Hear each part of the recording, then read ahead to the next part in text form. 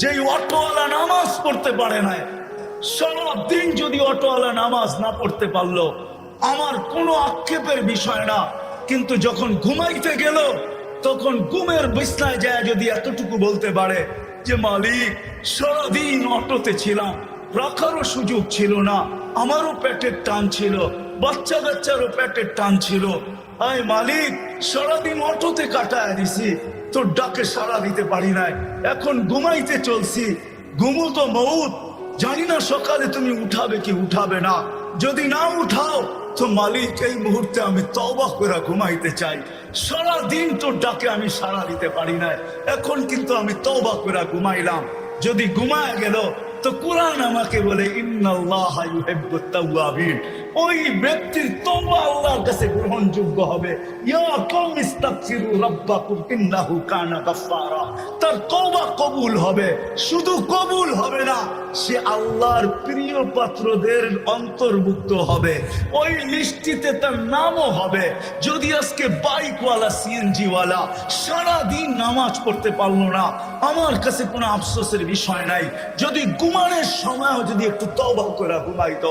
কিন্তু কয়জন আছে এই মজলিসে, কয়জন যুবক পাওয়া যাবে সারাদিন আল্লাহর ডাকে সাড়া দিতে পারে নাই, আল্লাহ ডাকছে তারপরও আসে নাই, 99 পদের মালিক ডাকছে তারপরও আসে নাই, অথচ দুনিয়ার সামান্য একজন পদস্থ মানুষ ফোন করতে দেরি, শরীর দিয়া ঘাম ঝরতে দেরি করে না।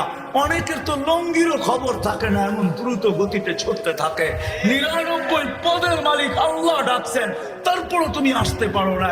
কমসে কম যদি এতটুকুও করতে, আমাদের নবীজি কোরআন নিয়ে আসছেন, ওনার উপরেই কোরআন নাজিল হয়েছে, কোরআন আমাকে শিখাইতে চাইতেছে ইন্নাল্লাহা ইউহিব্বুত তাওয়াবিন।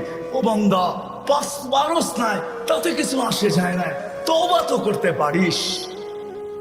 হ্যাঁ বলেন, কয়জন বাইকওয়ালা তওবা করে ঘুমায়? ও যুবক বলো, কয়দিন তওবা করে তুমি ঘুমাইছো? বলো, তোদের পায়ে হাত রাখি, বলো কয়দিন তওবা করে ঘুমাইছো? আল্লাহর রাসূল নিয়ে আসছিলেন সহজ পদ্ধতি, নারীর জন্য ভিন্ন, যুবকের জন্য ভিন্ন, পুরুষের জন্য ভিন্ন, বৃদ্ধের জন্য ভিন্ন, ধনীর জন্য ভিন্ন, গরিবের জন্য ভিন্ন, সহজ পদ্ধতি নিয়ে আসছিলেন। এই জন্যই তো আমি বলি, হায় সিলেটের একটা প্রবাদ বাক্য আছে, বকরি নাচে খুঁটির বলে, ঠিক না?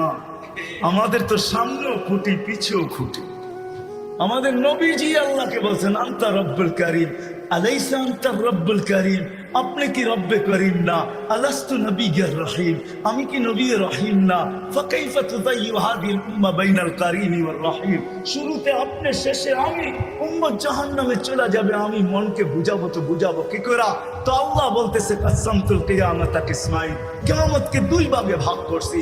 আনতা তাকুল উম্মতি, আমি জানি আপনি উম্মতি বলে চিৎকার দিবেন, আমি বলবো সালতু তা, আপনি যা চাবেন তা দিব, শাফিতু শাফা, আপনি যা সুপারিশ করবেন আমি মঞ্জুর করবো। কিয়ামত আপনার আর আমার, আমাদের সামনেও খুঁটি, পিছেও খুঁটি। নবীর আদর্শের সবচেয়ে বড় আদর্শ যেটা ছিল মুসলমান হিসাবে, ইমান তো মাতৃমুদরি আল্লাহ দিয়া দিয়েছেন, দুনিয়াতে পা রাখতে দেরি, আযান আর ইকামত কানে আসতে দেরি হয় নাই। আমি এটা বলবো না আপনাকে আপনার ভিতরে ইমান নাই, ইমান তো মারকুলের থেকেই আমরা নিয়ে আসছি, আসতে দেরি, আযান ইকামত দিতে দেরি হয় নাই। শুধু ইমানের পরে সবচেয়ে বড় আদর্শ যেটা, আল্লাহ রসুল মার পেটের থেকে আসতে দেরি, চাদরে রাখতে দেরি, হায় হায় হায়, সিজদা করতে দেরি।